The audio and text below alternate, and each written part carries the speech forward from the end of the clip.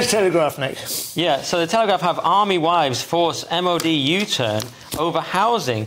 And the great news here is that we've had an instrumental part of this. We covered this story the other night, and I feel like we made a difference. But mainly it was the wives. So what happened is the army introduced this terrible idea that you will get accommodation based on the size of your family rather than rank.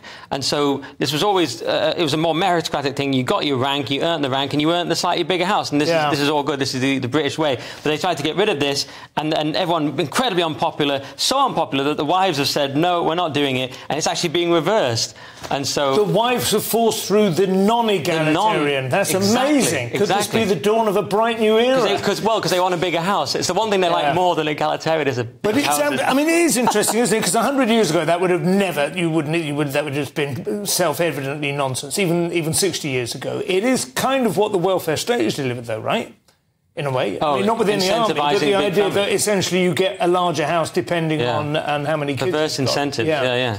Which, you know, arguably, well, if not a perverse incentive, it's certainly, let's say, a new and untested one. But there must still be, even though the stories say they're going back to rank, it must also still include the size of the family, because there is no way, if you just look at rank, you could, in theory, have a 7-child family in a 2-bed house. Yeah. Something would be done to notice. You would hope that not mere size. There are just colonels in cavernous mansions. Yeah.